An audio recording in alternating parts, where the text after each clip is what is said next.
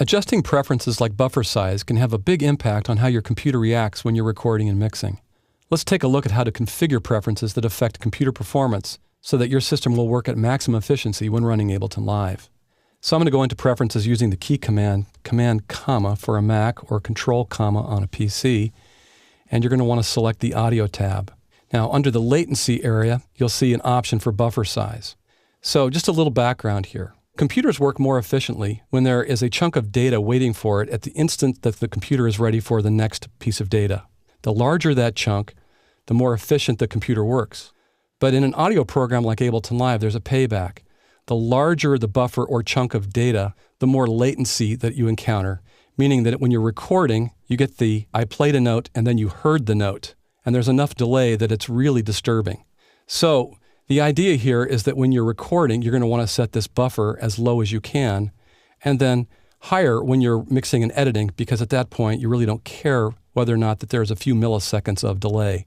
So I would suggest setting the buffer at around 128 samples when you're recording, and then maybe upwards of 1024 samples when you're mixing and editing.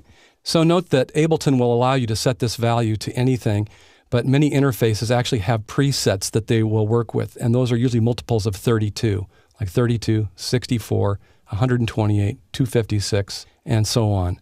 So I'm going to click into this field, and I'm going to go ahead. You'll notice that I can scroll up or down, and I can apply that to a different level, or you can just click in here and type in the value that you want.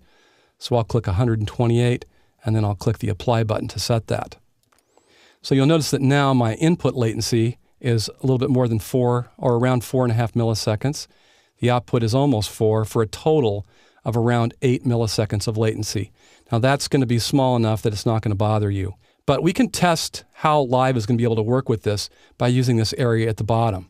Now if I click this button right here that says off, it's going to start a test tone, and then I can simulate kind of the load on the computer by pushing up the CPU usage simulator based upon what your current buffer size setting is.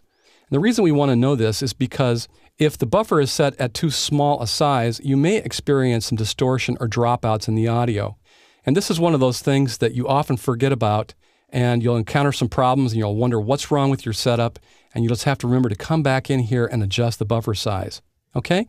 So just to demonstrate this, I'm going to set this at a very low buffer size, and I'm going to push the CPU usage simulator up pretty high here, and then I'm going to click the button to turn this on so that we can hear that.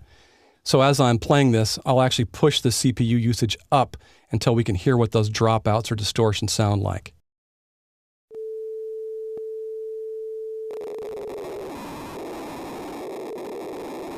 So you heard that crackling and popping, and that's a really great indication that your buffer size is way too small.